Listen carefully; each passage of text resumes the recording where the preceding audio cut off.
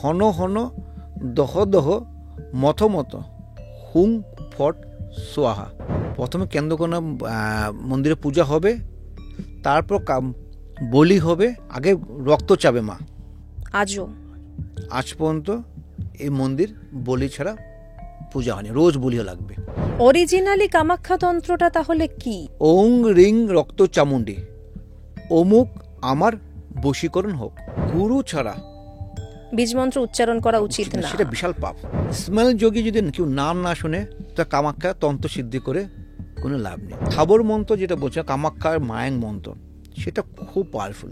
এইসব মন্ত্র হচ্ছে লোকাল মন্ত্র। প্রথম হচ্ছিল মায়াং, যে জায়গাটা বলছি আমরা, সেই জায়গাটা হচ্ছে কোনো মায়া নগরী, কোনো ছেলেরা কখনো বাস করতে পারে না। মানে আপনি বলছেন যে এই যে কর্ণ পিশাচিনী নিয়ে এত কিছু হচ্ছে চারপাশে, সেই কর্ণ পিশাচিনী সৃষ্টি ওই মায়াং থেকেই। মায়াং বললাম না আমি, কেন কামাখ্যা মন্দিরে কি একটা সময় হতো 2020 জুন। তো তন্ত্র শিখতে গিয়ে অনেক কষ্ট করেছি, কারণ আজকাল হচ্ছে লোকাল বলে রেডিমেড তন্ত্র, 6 মাসের কোর্স তন্ত্র।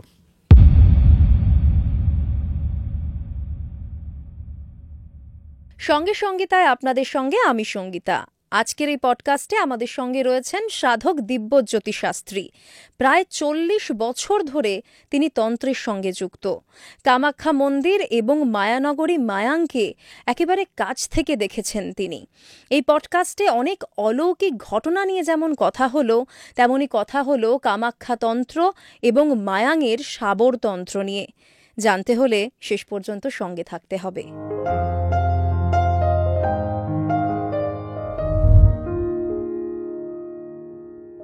দাদা, সঙ্গে সঙ্গীতায় আপনাকে স্বাগত। প্রথমে জয় মা কামাখ্যা। জয় মা কামাখ্যা। কেমন আছেন বলুন? ভালো। আজকে তো আমরা আলোচনা করব কামাখ্যা তন্ত্র এবং মায়াং নিয়ে, কেননা আপনি একেবারে অরিজিনাল আসামের মানুষ। আসামের একদম মা কামাখ্যার ছেলে, কেন আমাদের ছোটবেলার থেকে কামাখ্যাতে মানুষ যারা বলি, কেন আমার বাবার সাথে তন্ত্র থেকে শুরু করে, ঠাকুরদার সাথে তন্ত্র শুরু করে, ছোটোবেলায় থেকে আমি কামাখ্যার সাথে যুক্ত। যখন আমাদের কামাখ্যার সাথে যুক্ত যখন ছিল, যখন আমাদের কামাখ্যা পাহাড়ে কোনো রকম পাকা রাস্তা ছিল না, তখন থেকে আমাদের কামাখ্যার সাথে যুক্ত। মানে একেবারে ছোটবেলা থেকেই আপনি মা কামাখ্যার পুজো করেই বড় হয়েছেন? আমাদের 4th জেনারেশন আমাদের তন্ত্র জগতে, মানে জ্যোতিষ বা তান্ত্রিক বলবো না, সাধনা জগতে বলবো আমরা, কারণ সাধনা আর তন্ত্র জিনিসটা টোটালি আলাদা হয়ে যাচ্ছে। তো আমাদের প্রথম ঠাকুরদাই পেয়েছে। বাবা প্রথম, আমার গুরু হচ্ছে ঠাকুরদা, পরে বাবা চলে আসলো, তারপর হচ্ছে আমার আরও গুরুদেব আছে, যখন কামাখ্যা আছে গুরুদেব। মোটামুটি আমার বাবা ঠাকুরদা নিয়ে 16টা আমাদের হচ্ছে গুরুদেব, আমার 16 জন গুরু এর তন্ত্র জগতে, মানে সাধনা জগতে যেটা বলতে যাচ্ছে। আর কামাখ্যার সাথে আমাদের একটা অন্যরকম ফিলিংস আমাদের, কেন কামাখ্যাতে নিয়ে যেরকম আমাদের ভিডিও বের হয়, আদৌ কতটা সত্য কথা নেই। আমি যার মতে সে যেরকমভাবে করে যাচ্ছে। কামাখ্যা মাকে নিয়ে যেটা আমরা সবসময় আলোচনা করি, আমরা কামাখ্যা মা কে, কেন কামাখ্যা আমাদের 10 মহাবিদ্যা সবচেয়ে উপরেও রাখছি আমরা। তো কামাখ্যা মা আমাদের বামাচার পদ্ধতি কেন শুরু হলো, কামাখ্যা মা আদৌ কি আমাদের তন্ত্রপীঠে কেন এত আমাদের মাহাত্ম্য দেওয়া হয়, কামাখ্যা এগুলো কেন হলো, এই নিয়ে কিন্তু কে কখনো কথা বলছে। আজ আমরা আলোচনা করব এগুলো নিয়ে। তো কামাখ্যা মার আগে প্রথমে কেন কামাখ্যা মা হলো এটা জানা উচিত একদম। তো প্রথমত কামাখ্যা নামটা কেন হলো জানতে হবে। কেন যখন সতী যখন দেহত্যাগ করে, যখন আমাদের শিব মহাদেব যখন সতী কান্দি নিয়ে পুরো ঘুরছিল, যখন এখন পিঠে হচ্ছে আমাদের জনিপিঠ বলি আমরা কামাখ্যাতে, তখন কি হলো, মানে সতীর শোকে আমাদের শিব আমাদের পুরো ধ্যানে মগ্ন হলো। আর যখন ধ্যানের চোখ যখন বন্ধ করলো, মানে পৃথিবী পুরো নষ্ট হয়ে আসছে, মানে এটা বলি আমরা একেবারে বৈরাগ্য নিয়ে নিয়েছিলেন তিনি, মানে সব কিছু ধ্বংস চলে যাচ্ছে। তখন আমাদের দেব দেবী ব্রহ্মা, তারপর বিষ্ণু সবাই বলছে এই যদি হয় তাহলে আমাদের সব ধ্বংস হয়ে যাবে। আর শিবের ধ্যান কে ভাঙবে, কেন ওনার ধ্যান ভাঙার পর যেটা উগ্র রূপ হবে, কে নেবে এটাকে। তখন কার তো সাহস নেই। তখন আমাদের কামদেবকে বলল, তুমি তোমার প্রেম বাণ, যেটা কাম বাণ, শিবকে তোমার মারতে হবে। তুমি যদি মারো তাহলে শিব সে ধ্যান থেকে উঠে যাবে। তখন যথাযথ প্রেমবান মারা হলো, তখন শিবের জেগে গিয়ে ত্রিনয়ন যেটা বলি আমরা, ওই দিয়ে কামদেব পুরা ভস্ম হয়ে যায়। তখন তখন আমাদের কী হয়, শিবের ক্রোধটা ঠান্ডা হলো। তো কামদেব যদি ধ্বংস হয়ে যায় তাহলে আমাদের সৃষ্টি তো হবে না, হ্যাঁ, সবটাই নষ্ট হয়ে যাবে। নষ্ট হয়ে যাবে। তখন আমাদের সব দেবদেবী বা কামের যে স্ত্রী রতি, ওনার মানে অনুরোধ করাতে আবার সেকেন্ড রূপ পেলো, কিন্তু বাট রূপটা কামদেব পুরো সুন্দর, কিন্তু রতি তখন কামদেব তখন চেহারাটা কালো হলো, সেই সৌন্দর্য আর রইল না। তখন এটা তো হয় না। তখন কামদেব বলল, আমার এই রূপ চাই না, আমার আগের রূপ চাই। তখন বললো, ঠিক আছে, তুমি একটা কাজ করো, যদি সত্যি 51 পীঠ কোথা আছে তোমাকে প্রথমে একটা খুঁজতে হবে। খুঁজে যদি তুমি সেখানে মন্দির তৈরি করো, তুমি যদি সতীকে খুশি করো, সন্তুষ্ট করো, তারপর তোমাকে ভৈরব মন্দির বানাতে হবে, কামাকে বানাতে হবে, তারপর তুমি সেই তোমার সৌন্দর্যটা ঘুরে পাবে। তো কাম আর রতি চলে আসলো গুয়াহাটি নীলাচল পর্বত, যেটা আমরা প্রাগজ্যোতিষপুর যেটা বলি, এখন তো গুয়াহাটি বলছি, তখন প্রাগজ্যোতিষপুর নাম ছিল। প্রাগজ্যোতিষপুর চলে আসলো। তখন সে সন্ধান পেয়ে গেল, কিন্তু মন্দির বানাবে কে? আর মন্দিরের অপশন ছিল, এটাকে বিশ্বকর্মা মন্দির বানাতে হবে, আর 64টা যোগিনী যেটা আমরা বলি মা কামাখ্যা, সেই যোগিনীটা কিন্তু আমাদের মন্দিরের উপরে চাই। কিন্তু তখন সে বিশ্বকর্মার সঙ্গে যুক্ত হয়ে আমাকে কামদেব পুজো পাঠ, মাকে আরাধনা করার পর তারপর আমাদের মা সন্তুষ্ট হলো, যে কামদেব থেকে শুরু হলো আমাদের কামাখ্যা শুরু হলো। কামরূপ, তার থেকে কামাখ্যা, তাই তো? কামদেব মানে কামরূপ, কামাখ্যা শুরু হলো, এই হলো হিস্টোরি আমাদের। তো এটা হচ্ছে না কামাখ্যা মন্দির কেন হলো। তারপর হচ্ছে এইখানে আমাদের মিনিং আছে, আমাদের অনেক গল্প আছে। যেরকম হচ্ছে আমরা কুচবিহার রাজা হিস্টোরি বলি, আমরা তার আগের হিস্টোরি বলি। এই দিনে অনেক লোককে অনেক কথা বলে, কেন কামাখ্যা নিয়ে যেটা আমি হিস্টোরি বলছি আগে। কামাখ্যা যেটা আমরা সবসময় জানি, মা জলের উপরে, জলের নিচে আছে, সেই জলটা স্পর্শ করি আর সেই জলটা আমরা নিয়ে আসি। হ্যাঁ, আগে কিন্তু কামাখ্যা এই যে পীঠ কিন্তু আগে কিন্তু লিপ্ত ছিল না, কিন্তু আচ্ছা, ওই ভেতর দিকে ছিল না, উপরেই ছিল? উপরে ছিল। আচ্ছা, এটা কেন হলো, মানে কেন তাহলে ওরকম হয়ে গেল কেন? এটা বলছি ঘটনাটা। তো এখন দুটো স্টোরি আছে এখানে। প্রথম যদি আমরা যদি আমাদের নরকাসুর থেকে যদি হিসাব করি, তখন একটা স্টোরি ছিল, পরে আবার কুচবিহারের রাজা নিয়ে স্টোরি আছে। আর নরকাসুর এমন একটা পাওয়ারফুলি মানে বিষ্ণুর ভক্ত ছিল, বিষ্ণুর ছেলে বলে বিষ্ণু আশীর্বাদী হয়েছিল, আর শিবের বোধ পুজো করতো, মানে বিশাল পাওয়ারফুল সে ছিল। মানে যেটা আমরা নীলাচল পর্বত বলি, তার উপরে যে কামাখ্যা মন্দির যেখানে বলছি, তার উপরে আপনার ইচ্ছে ছিল, মানে ওনার কী বলো আমাদের বাড়ি যেটা ঘর ছিল, যেটা রাজপ্রাসাদ বলি আমরা, রাজপ্রাসাদ ছিল। তো মাকে পুজো করতে করতে মার উপরে তার একটা লোভ আসলো, মানে তাকে মানে মানে স্ত্রী হিসাবে পাওয়ার লোভ চলে আসলো। তো তখন আমাদের এটা তো সম্ভব নয়, মার অসুর যে কখনো তো হয় না। তখন এতটা নরকাসুর পাওয়ারফুল ছিল, দেবতা ওনার মানে বসে চলে আসলো। তখন মা বলল, ঠিক আছে, তুমি যদি এর সকাল রাতেতে শুরু করে 108টা তুমি সিঁড়ি তুমি যদি বানাতে পারো, তাহলে তোমাকে আমি বিয়ে করব। হ্যাঁ, ভোরবেলা হওয়ার আগে, মোড়ক ডাকার আগে, তাহলে আমি তোমাকে বিয়ে করব। তখন মা ভেবেছে কোথায় পারবে, নিজের নীলাচল থেকে শুরু করে নিচের থেকে 108টা অনেক তো, আর সিঁড়ির মতো আমাদের যে বিল্ডিংয়ের সিঁড়ির মতো নয় তো, একটা সিঁড়ির মতো 10 ফুট 15 ফুট হাইট, মানে এরকম হবে, কোথায় পারবে।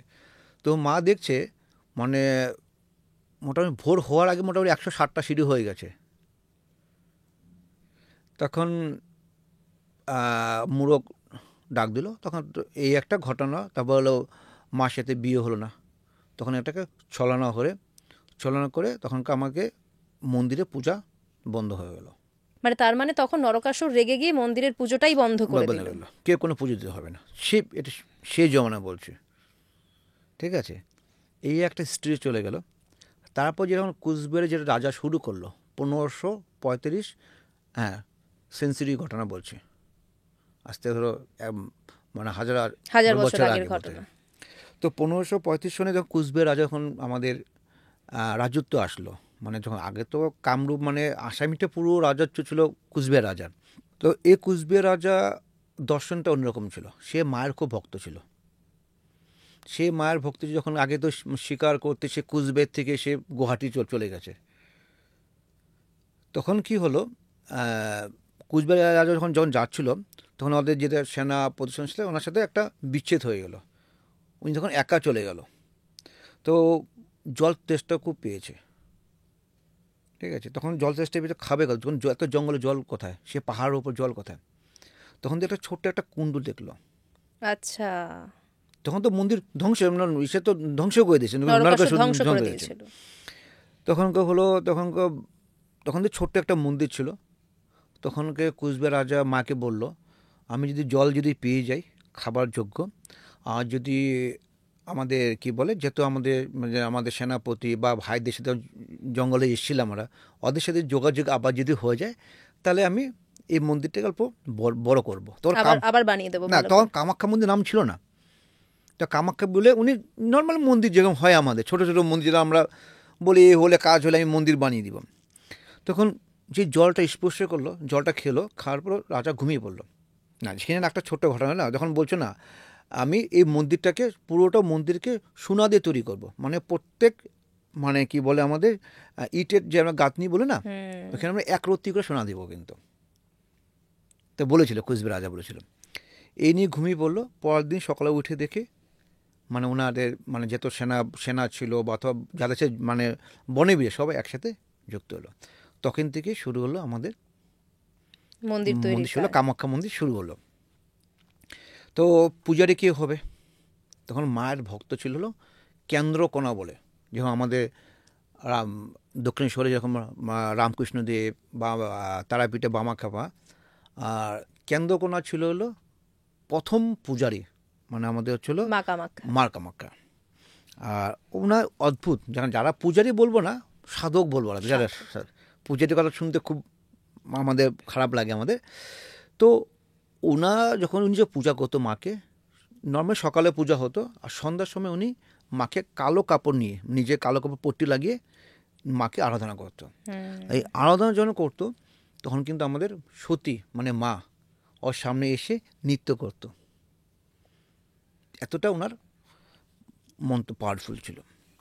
তো এই কথা মতো নর্মালি আমাদের রাজা শোনার পর রাজা শোনার যেটা নর্মালি হয়ে থাকে আমাদের, তখন রাজা আস্তে আস্তে জানলো রাজা মায়ের ভক্ত ছিল, উনি মন্দির বানিয়েছে। তো এই একটা ঘটনা হলো, এই ঘটনা পরে যাচ্ছে, তার মিডিলে আরও একটা ঘটনা ঢোকাচ্ছে, মা কামাখ্যা নিয়ে করছে, কেউ এটা পরে চলে আসবে। তখন কেন্দ্র কোনো অদ্ভুত মানুষ ছিল, মার সাথে ভক্ত ছিল। একবার একটা ঘটনা হচ্ছে, খুব দেখবেন অনেক সব জায়গায় আমাদের মানে মার পুঁথিদের লেখা ছিল। একবার একটা সন্তান মারা যায়, মা কামাখ্যা যে পুজোর কেন্দ্রকোনা চলে আসে, তখন পূজারীকে বলল, তুমি আমার সন্তানকে বাঁচিয়ে দাও। কেন্দ্রকোনাকে বললো, কেন যে ব্যক্তি মারা গেছে সেটা মৃত্যু আমি কখনো সম্ভব না, প্রাণ ফিরিয়ে দেওয়া সম্ভব নয়। কেন্দ্রকোনা বলল, তুমি এত মায়ের ভক্ত, তুমি কিন্তু ওকে কিন্তু তুমি বাঁচাতে পারবে, কিন্তু তোমার ছাড়া কেউ নেই আর। তো ঠিক আছে, মানে নর্মালি যখন আমরা কি বলি, মানে এত কষ্ট পাচ্ছে মাটা, যদি আমরা একবার চেষ্টা করি, শেষ চেষ্টা করে দেখা। তখন কি হলো, যে আমাদের সতী পীঠটা আছে সেই পীঠটাকে উপরে রেখে দিয়ে মাকে ডাকা শুরু করলো। যথারীতি সে বাচ্চা জীবিত। এই নিয়ে মানে গুয়াহাটি, কামরূপ, নীলাচল মানে আসাম, এখন আগে তো এখন আমাদের মোবাইল ফোন এতে ছিল, মোটামুটি এক কান হতে সবার কানে ছড়িয়ে হলো, কেন্দ্রকোনা বাচ্চাকে বাঁচিয়েছে। এ কথা শুনতে বলো কুচবিহার রাজা আগে অনেক শুনেছিল। তো শোনা হলো, কুচবিহার রাজা বললো, ঠিক আছে আমি যাবো কেন্দ্রকোনাকে সাথে। তো কেন্দ্রের সাথে দেখা হলো, বললো আমি মাকে দর্শন করতে চাই। কেন্দ্রকোনা বলে এটা অসম্ভব, কারণ রাজা আদেশ মানতে হবে। তাহলে কি বলছে, তাহলে একটা ছিদ্র করে দিচ্ছি আমি একটা, যখন আমি সন্ধ্যার সময় পুজো করব তুমি মাকে দর্শন করবে। ঠিক আছে চলো। যখন কেন্দ্রকোনা পূজা শুরু করলো তখন দেখি মা চলে আসছে, আর মা তো মা অনুভব হলো আমাকে কেউ দেখছে। তখন কেন্দ্রকোনাকে বললো তুই এটা কী কাজ করলি? আর কুচবিহার রাজা তো মা চলে এসে মা ভুল হয়েছে। কেন্দ্রকোনা বললো মা আমি কি করব, আমার তো করা কিছু নেই, রাজা আদেশ আমাকে মানতে হবে। তখন কেন্দ্রকোনাকে গলাটা কেটে দিল। তো কেন্দ্রকোনা গলাটা পড়লো, মাথাটা পড়লো আমাদের কলাই গ্রাম বলে একটা জায়গা আছে, এটা গুয়াহাটি থেকে 70 কিলোমিটার দূর। আর রাজাদেরকে, কুচবিহারের রাজাদেরকে অভিশাপ দিল, তোদের বংশে যদি কেউ আমাদের মন্দির দর্শন করে সে পাথর হয়ে যাবে। এর জন্য আজও কোচবিহার রাজবংশের কেউ যদি কামাখ্যা ক্রস করে তারা মনে হয় ছাতা দিয়ে ঢেকে যায় বা যা কিছু যায় না সম্ভব। ওরা বলছে নীলাচলে পাহাড়ে ওরা দর্শন করে না, ওরা ওই দিকে যায় না। যাবে কে যাবে? সবাই তো পানের ভয় একটা আছে, মানে এই ধরনের ঘটনা তার মানে ঘটেছে নিশ্চয়ই। ঠিক আছে, তাই হলো। আর কেন্দ্রকোনার প্রথম পূজা হয়, কিন্তু আমাদের যখন আমি জ্যোতিষ বা তান্ত্রিক যারা আমাদের আছে সবাই বলছে আমি কামাখ্যা গিয়ে পুজো করছি। কামাখ্যা গিয়ে পুজো কোথায় করে? আমি কামাখ্যা গিয়ে সিদ্ধি লাভ করি। সিদ্ধি লাভ তো সম্ভব নয়। কেন্দ্রকোনাকে যদি আমি পুজো না করি, প্রথম তার জন্য হয় প্রথমে কেন্দ্রকোনাকে পূজা করতে হবে, মানে প্রথম সিদ্ধ পুরুষ তিনি ওখানকার। তাহলে কেন্দ্রকোনাকে প্রথম ওই মন্দিরে পুজো হয়, টাইমিং আছে আমাদের। প্রথমে কেন্দ্রকোনা মন্দিরে পূজা হবে, তারপর বলি হবে, তারপর কামাখ্যা কিন্তু গেট খুলবে। কিন্তু তার মানে কেন্দ্রকোনার মন্দিরে পুজো না হলে কামাখ্যা মন্দিরের গেটই খোলে না? কেন্দ্রকোনা পূজা হবে, বলি হবে। কামাখ্যা মন্দিরে রোজ বলি হয়, কিন্তু আগে রক্ত চাবে মা, তারপর গেট খুলবে। কারণ 1535 থেকে যে শুরু হলো আজ পর্যন্ত এই মন্দির বলি ছাড়া পূজা হয়নি। রোজ বলি লাগবে, মিনিমাম 100-এর উপর ডেলি বলি হয় আজও। কেন কামাখ্যা মন্দিরে বামাচার পদ্ধতি পূজা, যেখানে আমাদের বিষ্ণুর অভিশাপে যেটা হয়েছিল। কি হয়েছিল ঘটনাটা হয়েছিল? তো একবার বশিষ্ঠ মুনির নাম শুনেছেন তো? অবশ্যই। বশিষ্ঠ মুনি তো বিশাল মুনি ঋষি ছিল। গুয়াহাটিতে মন্দির আছে, আশ্রম আছে ওনার। তো একবার উনি চলে গেছিল নরকাসুরের দুয়ারে চলে গেছিল। তখন নরকাসুরের দুয়ারে যখন গিয়েছে ওকে ওনাকে ঢুকতে দেয়নি। তখন তো বলেছিল তোর এত অহংকার তুই আমাকে ঢুকতে দিলি না। অনেক যেটা হয় আগের দিনে যেটা হতো, মানে ভগবানের পূজারী হয়ে অসুরের কাছে যাবে, যেটা নর্মালি হয়, দুয়ারে ঢুকতে দিবে না ব্রাহ্মণ হয়ে, এই লিপ্ত হয়ে যাবে। মা কিন্তু আগে কিন্তু লিপ্ত ছিল না, কিন্তু দেখবেন যেখানে সতীর পিঠ আছে সব কিছু একটা পাথর হয়ে গেছে, যেহেতু পিঠ দেখবেন। কামাখ্যা খালি লিপ্ত। তখন বশিষ্ঠ মুনি অভিশাপ দিয়েছে তোর মাকে নিয়ে তো অহংকার, এই মা 1 মাসের মতো লিপ্ত হয়ে যাবে, তোর মানে রাজসভা নষ্ট হয়ে যাবে। মানে বশিষ্ঠ মুনির অভিশাপে এই কামাখ্যা লিপ্ত হয়ে গেছে। এবং তারপর তো নরকাসুর সেও শেষ হলো। তারপর হলো সে যখন শেষ হলো নরকাসুর, তার মা তার কি বলে আমাদের যত লোক বা গ্রামে ছিল, গ্রামের লোক ডেকে বামাচের পদ্ধতি, মানে তখন বশিষ্ঠ মুনি ডাকা হলো, মাকে কিভাবে পূজা করব আমরা, কিভাবে আমরা আরাধনা করব। তখন থেকে শুরু হলো একটা পদ্ধতি আছে, যদি বামাচার পদ্ধতি যদি আমাদের পূজা হয় তারা মা সে আবার জাগ্রত হবে, আবার কিন্তু লিপ্ত থাকবে। তো এই হচ্ছে কামাখ্যা হিস্টোরি। আর কামাখ্যা হিস্টোরি যতটা বলবো ততটাই কম হবে। অরিজিনালি কামাখ্যা তন্ত্রটা তাহলে কি? মানে সাধারণ মানুষ আমরা ধরুন যে তন্ত্রের কথা শুনি আর কামাখ্যায় যে তন্ত্র হয় অরিজিনালি, অনেকটা পার্থক্য কি? তো কামাখ্যা মার তন্ত্র তো মানে আমরা সাবতন্ত্র হয়ে থাকে, কামাখ্যা মার তন্ত্রটা অন্যরকম হচ্ছে। কামাখ্যা মার সিদ্ধ মানে মাকে স্মরণ করতে হবে। কামাখ্যা মা যেটা আমরা মন্ত্র জপ করছি এটা তো হচ্ছে বীজ মন্ত্র। সেটা ভালো কোশ্চেন। মানে আমার কামাখ্যা লোকের কি ওখানে গিয়ে কী সিদ্ধি লাভ করবে? খালি কি কামাখ্যা মন্ত্র খালি বীজ মন্ত্র করলে কি খালি সিদ্ধ লাভ হয়ে যাবে? বা বীজ মন্ত্র জপ করলে কি আমার সেখানে আমি বিশাল বড় তান্ত্রিক হয়ে যাব? কামাখ্যা মায়ের কি বীজ মন্ত্র ক্রিং? বীজ মন্ত্র উচ্চারণ করাটা ভুল, করতে হয় না অ্যাকচুয়ালি, বাকি সব করা যায়। এখন বীজ মন্ত্র এমন একটা মন্ত্র, যেমন আজকে আমরা ইউটিউবে অনেক পেয়ে যাবে, যেটা ক্রিং মন্ত্র বললে বা অনেক কিছু হয়, কিন্তু এইসব কিন্তু আমাদের না অ্যাকচুয়ালি ইউটিউবে এমন জায়গায় নিয়ে গেছে, কিন্তু গুরু ছাড়া বীজমন্ত্র উচ্চারণ করা উচিত না, সেটা বিশাল পাপ। ক্রিং মন্ত্র বললাম কি হবে, মানে এটা ক্ষতি হতে পারে, তাই করতে না? হবে না।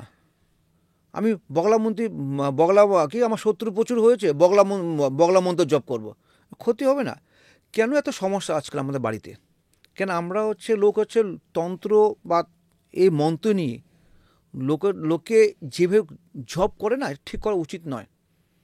বিশেষ করে আমরা উগ্র যেগুলো আমাদের দেবদেবী আছে, মা কামাখ্যা, মা ধূমাবতী, মা ছিন্নমস্তা, মা তুঙ্গী, মা তারা, মা ত্রিপুরেশ্বরী, এগুলো মার 10 মধ্যে উগ্র রূপ।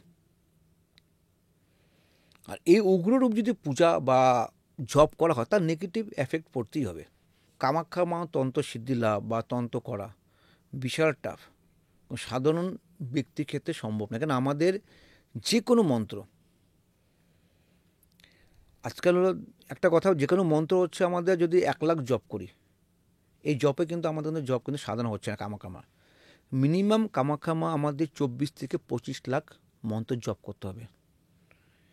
এখনকার জেনারেশনে কী হয়, আমাদের ধরুন 1 লাখ 8 বার মায়ের মন্ত্র, মিনিমাম একটা মন্ত্র একবার বলে 4 লাখ করতে হবে।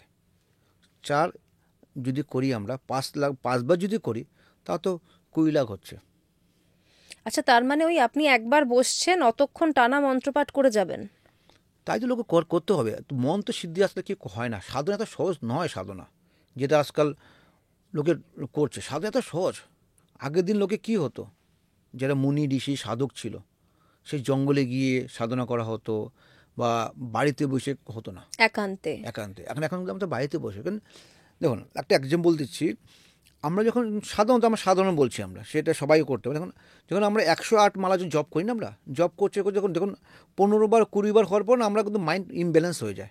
আমার ছেলে আমার মেয়ে কী করছে, তাড়াতাড়ি পুজো জপ করতে, অফিসে যেতে হবে, করতে হবে, তাই ভাবি না আমরা। না, জব করতে করতে চলে আসে তো অন্য ভাবনা, চলে আসে, সত্যি আসে। তো চলে আসে, তো আবার কিনা এটা করা ঠিক হচ্ছে না, আবার সে ঘুরে আবার মন্ত্র জবে চলে আসি। তাহলে আমরা যদি 108 বার যদি আমরা জব করি, তাতে আমাদের মিনিমাম 20% আমাদের মন্ত্র জপ সঠিক জপ করা হচ্ছে, বাকিটা আমরা সংসারেই জড়িয়ে আছি। তার জব তাহলে কোথায় হবে? তো একটা জব যদি আমরা 1 লাখ যদি জব করি, তাহলে এটা 20,000 জব হলো, অরিজিনাল জব হলো। এটা তার জন্য আজকাল কোনো তন্ত্র সিদ্ধি করা বহুত মুশকিল। কারণ আজকাল কামাখ্যার অনেক বলছি, তো তন্ত্রের সাথে যুক্তের জন্য বলছি, কামাখ্যা যখন তন্ত্র বলছি আমরা, যখন আমরা মায়েঙ্গে নিয়ে বলবো আমরা, তো কামাখ্যা তন্ত্রে গিয়ে লোকে যখন আমার অম্বুবাচীর সময় একটা যেটা তথ্য দিচ্ছি, যেমন এবার যারা অম্বুবাচী হলো, মা রক্তবর্ষ হলো, দেখো প্রতি বছরই মার একটা রক্তবর্ষ হয়, বা যেটা আমরা অম্বুবাচী মানে কি লোকে জানতে হবে। অম্বুবাচী কিন্তু যেটা সাধারণত যেটা আমাদের আসামে পুজো হয়, একটা আনন্দের মেলা। মানে আনন্দের মেলা। সেখানে কোথায় লেখা নেই, সেখানে এই 3 দিন পরে আমার কামাখ্যাতে গিয়ে আমাদের বিশাল হোম যজ্ঞ করতে হবে। লোকে কিন্তু ভুল কনসেপ্ট, লোকে এটা এই অম্বুবাচীর সময় পূজা পাঠ করে। কারণ আমাকে প্রচুর ক্লায়েন্ট ভক্তভঙ্গ, অম্বুবাচী আপনি যাচ্ছেন তো আমার নামে পুজো করবেন, অথবা আমাদের নাম এই হবে, মানে পূজার সময় করতে হবে, পূজা হবে। কেন বলছি, কেন আমি প্রচুর তান্ত্রিক কথা বলি, আমি কথাটা বলা উচিত নয়। যেমন দেখবেন আমাদের কি বলে, কামাখ্যার সময় অম্বুবাচীর সময় প্রচুর সাধক হয়, ভীষণ মানুষ, সব মানুষ ভিড় করেন, সব সাধক হয়। আমার কখন কে পূজা করে? না, অ্যাকচুয়ালি আমি এটা শুনেছিলাম যে অম্বুবাচীর সময় নাকি নতুন কোনো সাধনা শুরু করা উচিত নয়। আমি তো তাহলে কি পূজা করছিল বলুন তো? তাহলে লোকে কি পূজা হয়?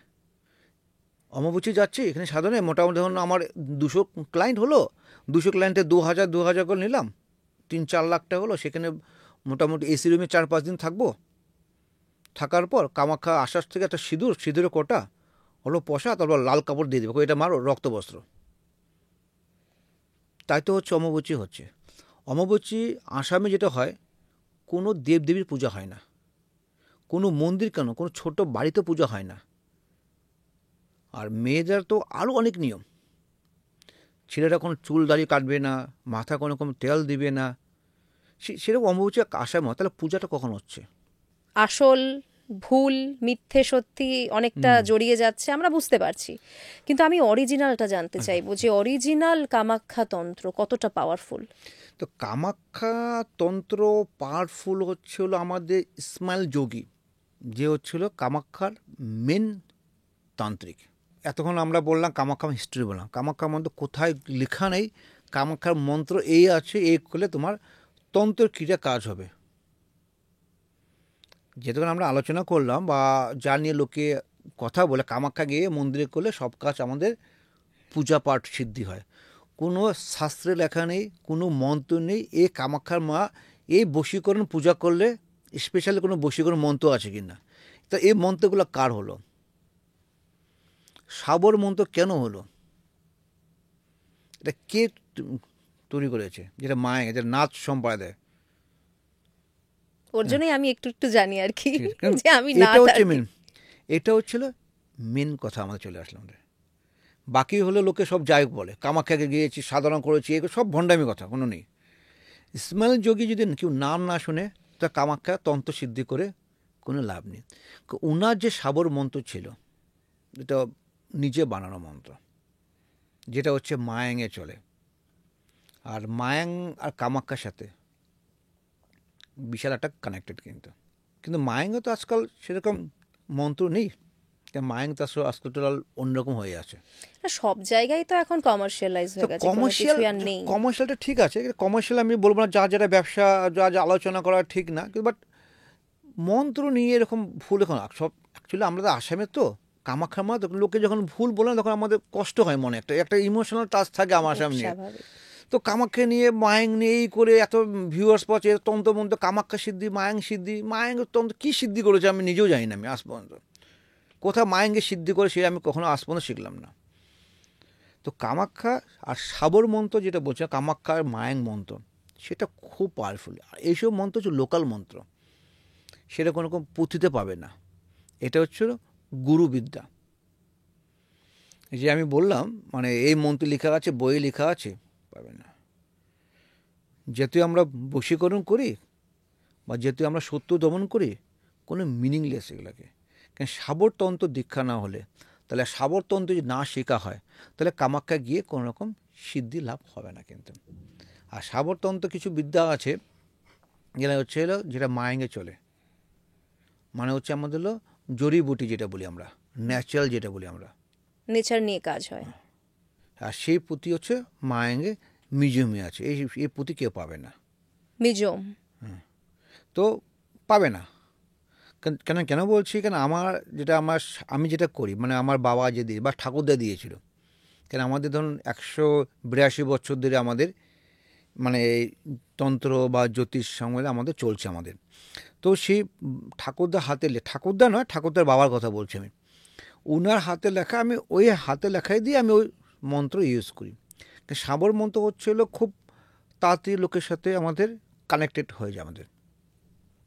আর কিছু হচ্ছে ন্যাচারাল গুণ, কিন্তু সাবর মন্ত্র ন্যাচারাল গুণ, কিন্তু কামাখ্যা তন্ত্র আর হচ্ছে হলো মায়াং তন্ত্র, এই দুটো হচ্ছে হলো ন্যাচারাল গুণ। কোনো আমাদের কিছু গাছ আছে, সেই যেমন কাকে আমি বশীকরণ করব, বশীকরণ হচ্ছে ওটা মেয়ে ছেলেকে ভালোবাসা, সে বশীকরণ না। যেটা হচ্ছে আমার স্বামী স্ত্রী মিল নেই বা ছেলে মেয়ে অবাধ্য হচ্ছে, সেই ক্ষেত্রে যেটা বলি আমরা, সাবরতন্ত্র খুব কুইক কাজ করে। কিছু মন্ত্র আমি বলে দিব, কিন্তু বাট গাছের যে মূল, সেটা আমরা এখানে পাবো না, পাবো না, সে মূল চিনতে হবে। আর সাবর মন্ত্রে যেটা হচ্ছে তন্ত্র থেকে, তো আমরা যখন আমরা মন্ত্র শিখি সাবর মন্ত্র, তার থেকে কিন্তু আমাদের গুরু আমাদের পরীক্ষা নেয়, যেটা আমাকে নিয়েছিল,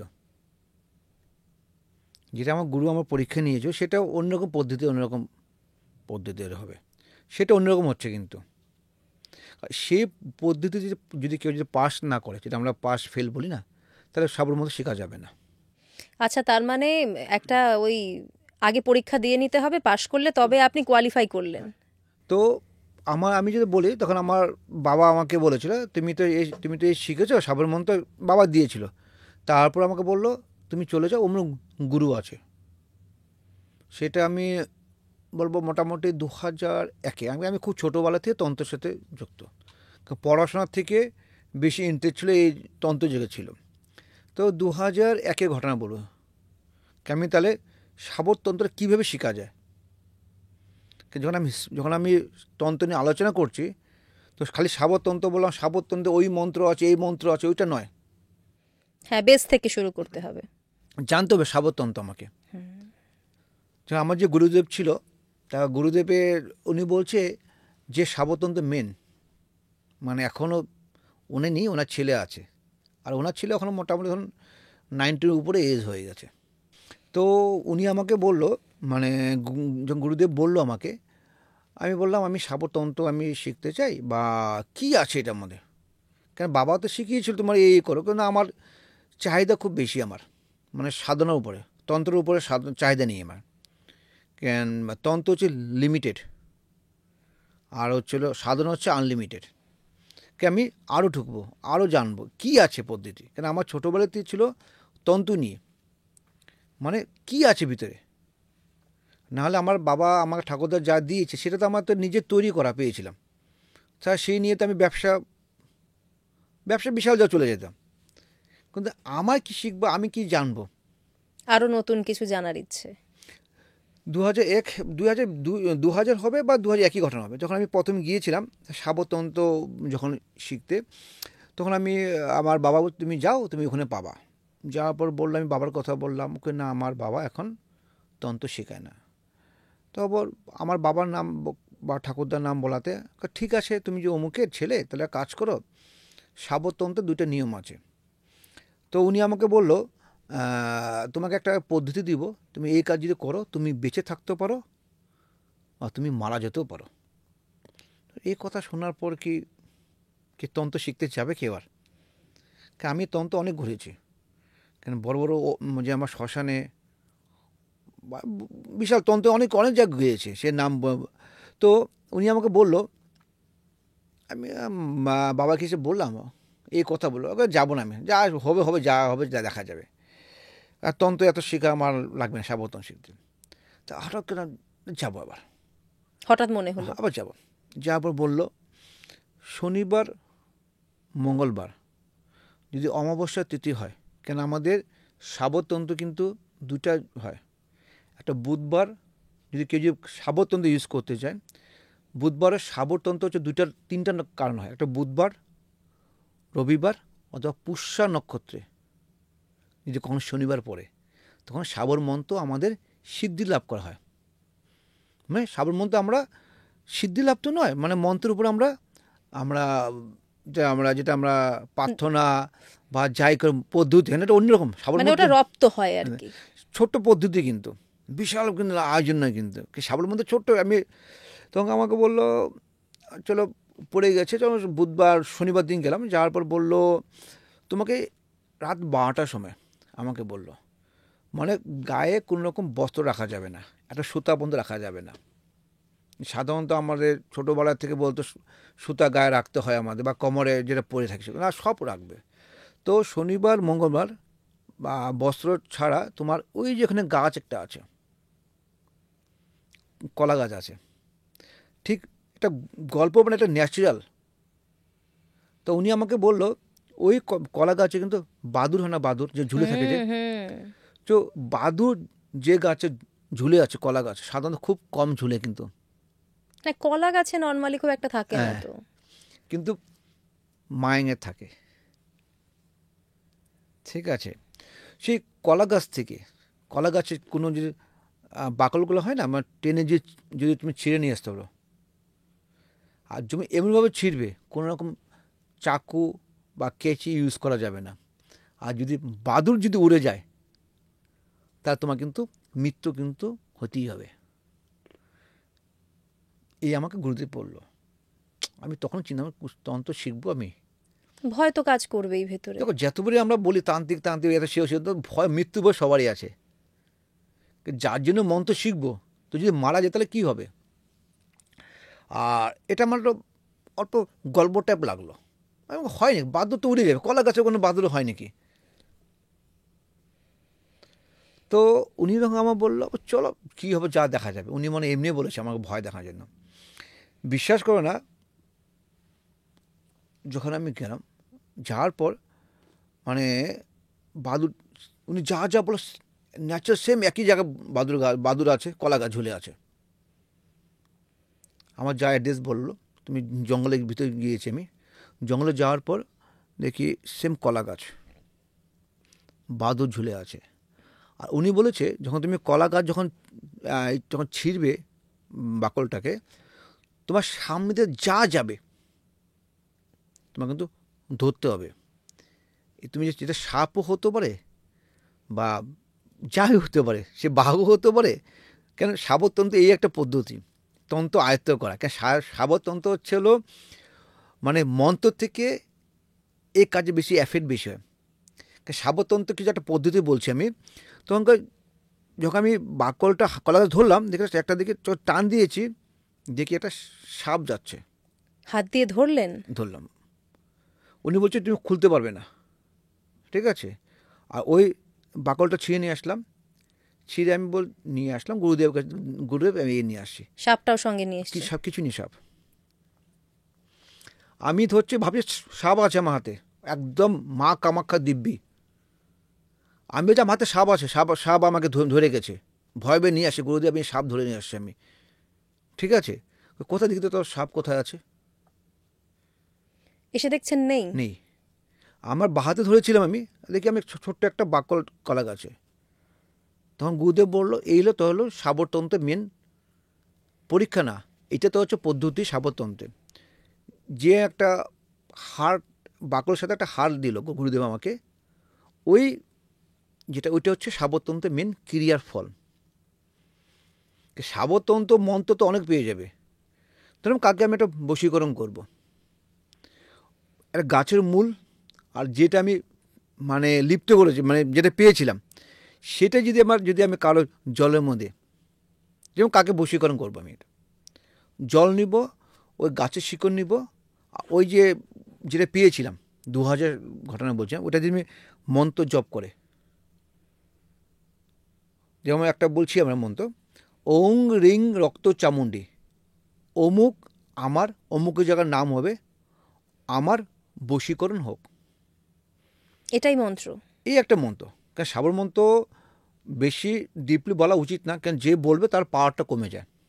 কারণ সাবর মন্ত্র হচ্ছে হলো গুরু দীক্ষা মন্ত্র, গুরু যে কানে জপ করবে সেটাই ক্রিয়া তুমি অন্যকে ইউজ করতে পারবে।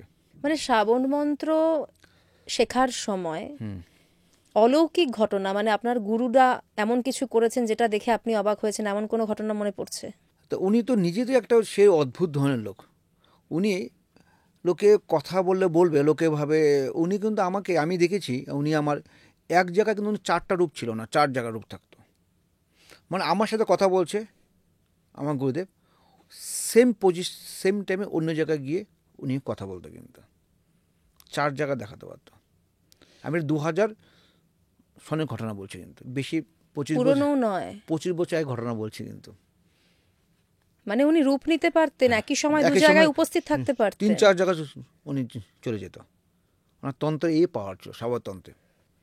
কিছু বিদ্যা উনি আমাকে মানে শিখিয়ে গেছে, মানে যখন অন্য জায়গায় চলে যাওয়া বা যেটা প্রবলেম হলে, যেটা গুরুদেব সাবরতন্ত্রে অনেক ঘটনা যখন কেউ যদি গুরুদেবকে, আমার যে গুরুদেবকে এখনও যদি আমি বলি গুরুদেব আমার প্রবলেম হচ্ছে, উনি নেই, ও ঠিক কিন্তু আমাকে রাত্রেবেলা স্বপ্নে আসবে কিন্তু।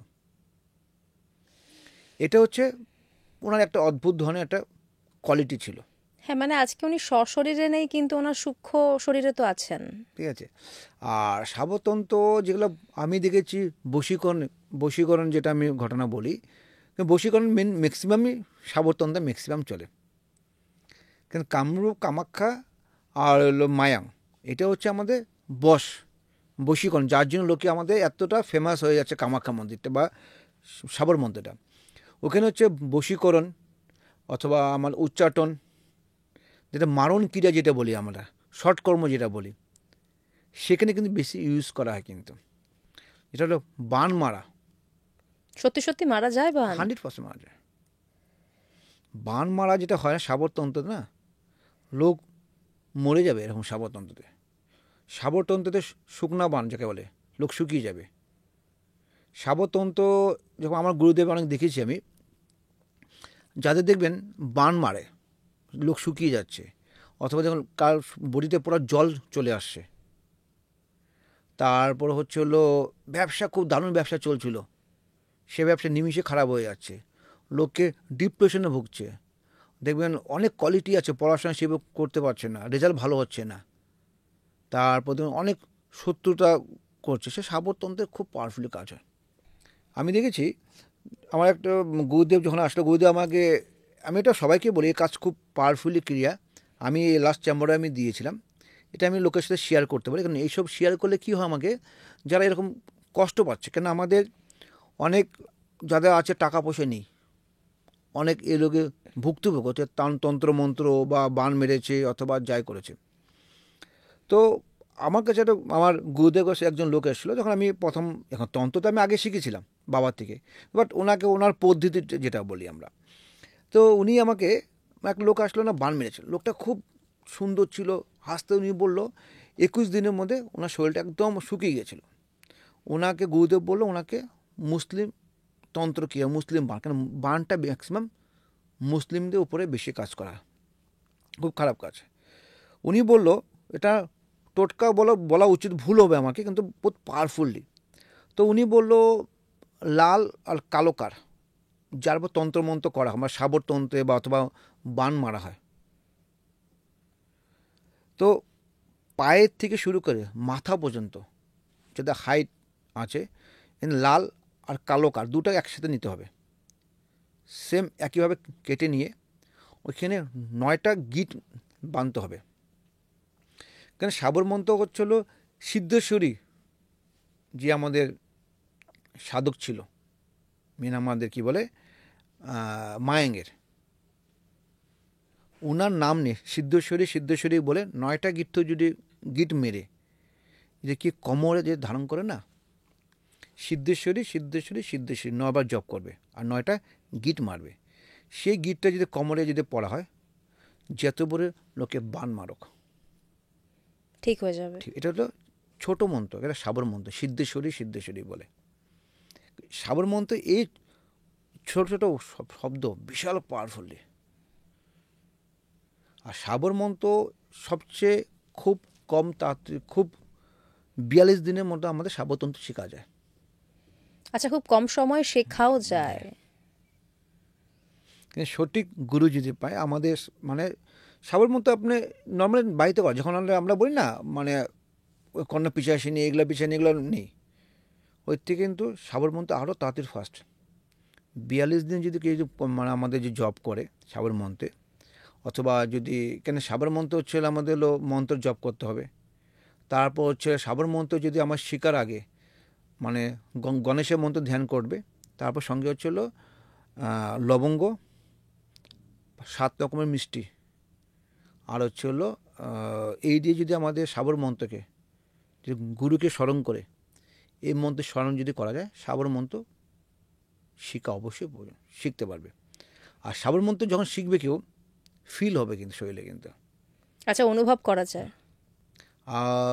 শাবর মন্ত্র যদি নেতারানী বলেছিল, নেতারানী হচ্ছিল আমার শাবর মন্ত্র হলো মেন আমাদের যখন ঢুকবো আর ভিতরে, কেন নেতারানী হচ্ছিল আমাদের হচ্ছে মায়াঙ্গের সবচেয়ে হলো, মায়াং হচ্ছিল তন্ত্র না, মায়াং হচ্ছে মায়াং, মানে জাদু নগরী। কিন্তু এই নামটা এলো কিভাবে? মায়া নগরী। আচ্ছা, মায়ানগরী, কিন্তু মানে মায়াংয়ের উল্লেখ তো মহাভারতেও পাওয়া যায়। তো মায়ার কেন আমাদের ঘটকচ, যেটা আমাদের বলি আমরা ভীমের, যে ভীম যখন আমাদের কী বলে, আমাদের আসামেতে গিয়ে যখন বনবাসের সময়, তখন আমাদের দেখা হয় আমাদের হিড়িম্বার সাথে। মায়াং কেন হলো? মায়াং কিন্তু 3 ধরনের মায়াং কিন্তু আসামে, কিন্তু মানে মায়াং যেটা বলছি সেটা অরিজিনাল মায়াং নয় কিন্তু। আচ্ছা, যেটা লোকে গিয়ে তান্ত্রিকটা গিয়ে ফটো তুলছে, ওই মায়াং গিয়ে পূজা করছি, মায়াং নয় কিন্তু। মায়াং হচ্ছে হলো রাজা রাজা মায়াং, যে লোকে গিয়ে ফটো তোলে, যেটা আমরা ন্যাচারাল যেমন জায়গা আমরা বলি। সেকেন্ড টাইম হচ্ছে হলো বুড়া বুড়ি মায়াং, আর হচ্ছে হলো খালি মায়াং। রাজা মায়াং, বুড়ি মায়াং, আর হলো মায়াং। আর ম্যাক্সিমাম লোকরা খালি রাজা মায়াঙ্গে যাবে, ফটো তুলবে, আর বললো আমি মায়াং থেকে সিদ্ধি করে আসছি। তার মানে আসল তন্ত্রটা কোন জায়গায় হয়? বুড়ি মায়াং, বুড়ি। আচ্ছা, সেখানে যেতে গেলে লোকে এখন দম লাগবে, ঠিক আছে? বড় বড় আচ্ছা তান্ত্রিক হিলে যায়। কেন? প্রথম হচ্ছিল মায়াং, যে জায়গাটা বলছি আমরা, সেই জায়গাটা হচ্ছে কোনো মায়া নগরী, কোনো ছেলেরা কখনো বাস করতে পারে না। বলেন কি? এটা তো নতুন তথ্য। মানে মায়াঙে কোনো পুরুষ নেই?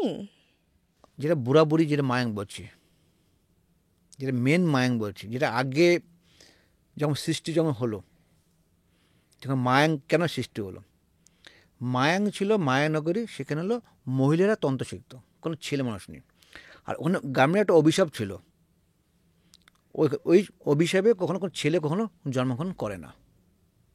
যে লোকে বলতো না আগে গিয়ে মায়াং গেলে ছাগল বানিয়ে রাখছো লোককে, এই করতো। এতটা মিথ্যা নয়, কিন্তু বাট কিছু তো আছে। যখন আমরা ছোটোবেলায় যখন আমাদের বাবার সঙ্গে যেতাম, তা বাবা বলতো এই মায়াঙ্গে এই আছে, মায়াং নিয়ে কেন মায়াং নিয়ে এত হুলস্থ? মায়াং ছোট্ট জায়গা একটা, অন দ্য ওয়ে রাস্তার অনেক মেন রোড, 3 স্টার হোটেল আছে ওখানে মায়াঙ্গে।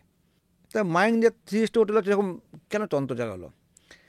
মায়াং হচ্ছে যে বুড়ি মায়াং থেকে আরও পাহাড়ের উপরে উঠতে হয়, যেটা বলি আমরা মায়া নগরী।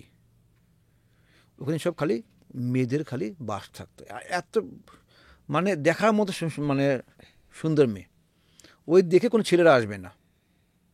আর অভিশাপ ছিল। আর তখন থেকে আমাদের মানে মায়াঙ্গে যে তন্ত্র যে শুরু হলো, মায়ানগরী নেতারানী ছিল মায়াঙ্গের মানে বস, যাকে বলি তন্ত্র, মানে জাদুর নগরী যেটা বলি আমরা। ছিলেন মেন ছিল নেতারানী, আশাও, এগুলা সব হলো মহিলা, এগুলা সব। এবং তারাই এই শ্রাবণ মন্ত্রগুলো চর্চা করতেন। মানে আমি কি বললাম, আমি বললাম না কর্ণ পিশাচিনী, পেট, ব্রহ্মরাক্ষস, এরা কার থেকে সৃষ্টি? এটা কার থেকে সৃষ্টি হচ্ছে? এরা সব হচ্ছিল নেতারানী আর আশাও। তো এরকম তথ্য কেউ কখনো পাবে না। মানে আপনি বলছেন যে এই যে কর্ণ পিশাচিনী নিয়ে এত কিছু হচ্ছে চারপাশে, সেই কর্ণ পিশাচিনী সৃষ্টি ওই মায়াং থেকেই? মায়াং বললাম না আমি, কেন মায়াংটা কে সৃষ্টি করেছে? যেটা বললাম না ঘটকোচ, মানে কি বলে হিড়িম্বা, ভীম। আর হিড়িম্বা ছিল হলো বিশাল তান্ত্রিক ছিল, মানে হিড়িম্বা রাক্ষসদের মানে তন্ত্রের উপর। কেন মায়াংটা কেন সৃষ্টি? মায়াং হিড়িম্বা বাস কোথাও ছিল, সে মায়াংয়ে ছিল। ঘটকোচ কে ছিল? ঘটকোচ হিড়িম্বার ছেলে, ভীমের ছেলে। হ্যাঁ, ভীম এবং হিড়িম্বা সন্তান। হ্যাঁ, তা কেন হলো? ঘটকোচ তো বিশাল যোদ্ধা ছিল। মায়া যে আমরা মহাভারত দেখেছি, আমরা কত বিশাল বিশাল রূপ হতো, কেন হতো? সেটা হচ্ছিল মায়াং থেকে, যেটা আমরা বুড়ি মায়াং থেকে, যেটা অরিজিনাল মায়াং বলি আমরা। বুড়ি মায়াং থেকে যেতে হয় অনেক ওপরে, সেখানে খুব খুব কম লোক বাস করে। সেখানেও তন্ত্র জায়গা, সেখানে যখন আমি আমার গুরুদেবকে শিখিয়েছিলাম, যেটা বুড়ি মায়াঙ্গের কথা থেকে অল্প ভিতরে বলছি। আমি গিয়ে ওখানে তো অনেক বললাম অলৌকিক ঘটনা। হ্যাঁ, তো আমার থেকে বাবা পাঠিয়ে দিয়েছিল, তখন বললো, আমি গুরুদেব বললো একদম বলছি আমি মা কামাখ্যা দিব্যি। তো আমি যখন ভাত খেতে বসছি, সাধারণত ভয় একটা থাকবে, মায়াং গিয়েছি, আমি লঙ্কা খাবো, হ্যাঁ লঙ্কা লাগবে একটা, বিশ্বাস করবে গল্প না বাস্তব, এটা লঙ্কাটা এইভাবে হেঁটে হেঁটে আসছে। এই তো মায়ের ঘটনাগুলো, বিশ্বাস হয়? যে না দেবে সে বিশ্বাস করবে না। তবে সেই লঙ্কাটা খেলেন, ভয় লাগলো না? কি উপায় নেই। আমি যে গুরুদেব বললাম না, আমার মায়ের যে ঘটনা বললাম না, সে মায়ের ঘটনা তো আমি সেখানে শিখেছি, সাবধান শিখিয়েছি। এই হচ্ছে মায়াঙ্গের ঘটনা। মানে সাবরতন্ত্র মায়াঙ্গে কি হয় যদি না জানে প্রপারলি ভাবে, তো সাবরতন্ত্র মায়াঙ্গে যেভাবে প্রচলিত এখন বা অথবা যেটা ইউটিউব দেখছে এগুলো সাবর মন্ত্র নয়। সাবর মন্ত্র কিছু মন্ত্র লোকের সামনে জব, কারণ সাবর মন্ত্র হচ্ছে গুরু মন্ত্র, আর গুরু মন্ত্র কখনো কাকে বলা যায় না। আপনি যেটা বলছিলেন যে বললে তাহলে সেই শক্তিটা কমে যায়। কেন আমার তো গুরুদেব দিয়েছে আমাকে, মানে অদ্ভুত ঘটনা এটা, মানে আমার চোখের সামনে দেখেছি, আমি ভাবছি আমি খাবো কি খাবো না, যদি আমাকে বশীকরণ করে। মানে সেখানেও কি মানে প্যারানর্মাল অ্যাক্টিভিটিও হয় ওখানে? ক্ষমতা নেই থাকার, থাকবে কে? সাবরতন্ত্রের সামনে কে থাকবে? লোককে যেতই আমি বলছি, আমি অনেক দেখেছি, অনেক সাবরতন্ত্র অথবা মায়াং নিয়ে অনেক কথা বলে, এ কথা বলে, বাট মায়াঙ্গে এই তথ্য বা আমি যা দেখেছি, কেন আমি এই প্রফেশনাল আমি বা জ্যোতিষ বা তন্ত্র করছি 21 বছর, তার আগের থেকেই আমি 5 বছর বয়স থেকে আমি তন্ত্রের সাথে যুক্ত, যখন আমার 5 ইয়ার্স, তো এখন 47 হয়েছে, তার মানে আমি 42 বছর ধরে আমি এই তন্ত্রের সাথে আমি যুক্ত আছি। তো মায়াঙ্গের অদ্ভুত ঘটনা অলৌকিক এইসব কিছু বিদ্যা আছে, যেমন গুরুদেব আমাদেরকে দিয়ে গেছে। আর বিশেষ করে মায়াঙ্গের বশীকরণ মন্ত্রটা খুব পাওয়ারফুলি। আর এই যে ধরুন আপনি বলছিলেন আপনার সাথে যখন অফ ক্যামেরা কথা হচ্ছিল যে অনেক মানুষই এখন ওই প্রেত বাধা কাটানোর জন্য আসে, তো সেই সমস্ত বাধা কাটানোর মন্ত্র এই শাবর মন্ত্রে রয়েছে। শাবর মন্ত্র নিয়ে গেছে, শাবর মন্ত্র যখন আমরা বলি লোকাল মন্ত্রটা জপ আমি বলেছি, যখন কারোর উপর যখন পেজ চালান করেছে অথবা কারোর উপর কর্ণ পিশাচিনী অথবা যেটা বলি আমরা ঘরে কোনো নেগেটিভ এন্টিটি আছে, কিছু নয়, মানে 7 ঘাটের জল লাগবে, 7 ঘাটের জলটা যেভাবে বয়ে আসে তার উল্টা দিকে জলটা নিতে হবে, নিঃশ্বাস বন্ধ করে নিতে হবে। এখানে যে কোনো লোক করতে পারবে, যার বাড়িতে যখন পুরো সমস্যা বা এরকম প্রবলেম হচ্ছে, নেগেটিভ এন্টিটি ফিল হচ্ছে, 7 ঘাটের জল নেবে। জলটা নিতে হবে শনিবার অথবা মঙ্গলবার সকাল 8টা থেকে 12টার মধ্যে। সাবর মন্ত্র হচ্ছে এগুলো নিয়ম প্রচুর ফলো করতে হয়। 8টা থেকে 12টার মধ্যে জল নিতে হবে, 7 ঘাটের জল নেবে, কিন্তু জলটা যেদিকে জল বয়ে আসে তার উল্টা দিকে জল নিতে হবে। আর হলো 12 রকমের কাঁটা লাগবে, 12টা রকম, যেরকম হচ্ছে আমাদের বেল গাছে হতে পারে বা বাতাবি লেবু হতে পারে বা গোলাপ ফুলে হতে বা কুল গাছে হতে, এরকম 12 রকমের এক পিস কাঁটা লাগবে। তো এই কথা নিয়ে যদি গুরুদেবের নাম নিয়ে, কেন সিদ্ধেশ্বরী যে গুরুদেব আছিল ওনার নাম নিয়ে, তো মন্ত্র যে জপ করা হয় বা যদি কেউ যদি মন্ত্র জপ করতে পারছে না, ছোট্ট মন্ত্র হন হন দহ দহ মথ মত হুং ফট সোয়াহা, লোকাল মন্ত্র, এগুলো কোনো বইয়ে পাবেন এলাকে। হন হন দহ দহ মথ মত হুং ফট সোয়া, এই মন্ত্রটায় মানে 12টা কাটা, একটা কাটা দিবে, এই কাটার জল করবে, মানে জলে দিবে, একবার করে মন্ত্র বলা হবে, একবার করে একটা করে কাটা জলে জলে আর ফু দিবে একবার করে। যার উপর তন্ত্রক্রিয়া করা হয়েছে অথবা যার উপরে নেগেটিভ কিছু আছে, শনিবার মঙ্গলবার এটা মন্ত্র হলো, শনিবার 3 দিন এটাকে চান করতে হবে জল দিয়ে। তো মানে জলে যদি 1 বোতল হয়, মানে 1/3 নিতে হবে একদিনে, নিয়ে ঠিক জল নিয়ে মাথা ঠিক এখানে দেবে, আবার মঙ্গলবার করে শনিবার আবার মঙ্গলবার, এই 3 দিন যদি করা হয় না, বললাম তো যত বড় তান্ত্রিক হোক, যত বড় পিচাস হোক, কেটে যাবে লেগে। কিন্তু গুরুদেবের নাম, কিন্তু সিদ্ধেশ্বরী গুরুদেবের নাম নিতে হবে, কেন সাবরতন্ত্রে সিদ্ধেশ্বরীর কেউ যদি নাম নেয় কাজ হবে না, এই হচ্ছে সাবরতন্ত্র। দারুণ ইন্টারেস্টিং, মানে মনে হচ্ছে আরো শুনি, কিন্তু আবারও একটু কামাখ্যার দিকটায় ফিরে আসি। কামাখ্যা মন্দিরে আমরা সাধারণত যাই, পুজো দিই, চলে আসি, কিন্তু কামাখ্যা মন্দিরে পুজো দেওয়ার বিশেষ কোনো নিয়ম আছে কি? মন্দিরে কোনো নিয়ম নেই, আর মন্দিরে যেটা প্রথা চলছে, এখনও চলছে, আগেও ছিল, কোনো যে বলি যদি মানত করা হয় সে কাজ প্রথমে সিদ্ধি হতেই হবে। কামাখ্যা মন্দিরকে বামাচার পদ্ধতিতে পুজো হয়, মাকে রক্ত লাগবে। আমি অনেক দেখেছি মহিষ বলি হচ্ছে কামাখ্যাতে, পাঠা বলি হচ্ছে, কেন হচ্ছে? এটা হচ্ছে আমাদের সিদ্ধি মানে কি বলে মানে মন যেটা মনস্কামনা পূরণের মনস্কামনা, জন্য। তখন তো আমাদের কিন্তু এটা খুব প্রয়োজন কামাখ্যা। আমি লাস্ট টাইম যখন কামাখ্যায় গেলাম আমি দেখলাম বলা হয়তো উচিত হবে না, এমন কিছু মানুষ তারা বলি দিতে এসেছেন, তারা হয়তো আমিষ খান না, মানে পশু বলি পছন্দ করেন না, কিন্তু তারা বলি দিচ্ছেন কামাখ্যায় এসে। মানে এই ঘটনা ঘটে কামাখ্যায়, তাই তো? বলো কামাখ্যা তো কোনো কথা বলে কামাখ্যা বলি ছাড়া পূজা হয় না, আগে বলেছি। আর কামাখ্যা যে কোনো আমরা বড় বড় মানত করি, আমার বাইরে প্রচুর ক্লায়েন্ট আছে, এখনো সবাই একই কথা বলে, আমাদেরকে মূল্য বা যাই দিচ্ছে আমাকে একটা, আমরা আসতে পারছি না, একটা আমার জন্য একটা পাঠা একটা বলে দিন, আর কাজ হতেই হবে। কামাখ্যা মা যদি একটা যেমন যার নামে এটা সিদ্ধ করা হলো মানে বলি দিবে, সে রক্ত যদি বলি রক্ত যে কাপড়ের মধ্যে রেখে যদি সেটা বাড়িতে রাখা হয় না, বিশাল কাজ, কোনো নেগেটিভ এন্টিটি আসতে পারবে না। আমরা বলি কামাখ্যা মা রক্ত যেটা বলি যখন হয় মানে যেটা যার নামে করা হলো, অথবা প্রথম বলিটা যেটা হয় যখন মন্দির খুলবে, তখন এই অ্যাকচুয়ালি মন্দির ওই সেই সময়টা বলিটা খুব মুশকিল লোকের দর্শন করা, মার নামে যখন হয়, সেই যে রক্ত বা প্রচুর লোক দেখুন যার যা কাপড় আছে, অনেক দেখেছি জামা খুলে দিচ্ছে, যার সৌভাগ্য কোনো কাপড় নেই, জামা খুলে সেই রক্তটা দিয়ে দিল, মানে মায়ের যে সারটা নিয়ে আসলো ওটারই রেখে দিচ্ছে। তন্ত্র বিশাল কাজ হয়, মানে কোনো তন্ত্রই ক্ষতি করতে পারবে না। কিন্তু বাট অনেক দুর্লভ এগুলো। আর কামাখ্যা মার যেটা অম্বুবাচী যেটা আমরা বলি সেটা তো 12 বছর পর পর হয়। প্রতি বছরই তো হয় অম্বুবাচী।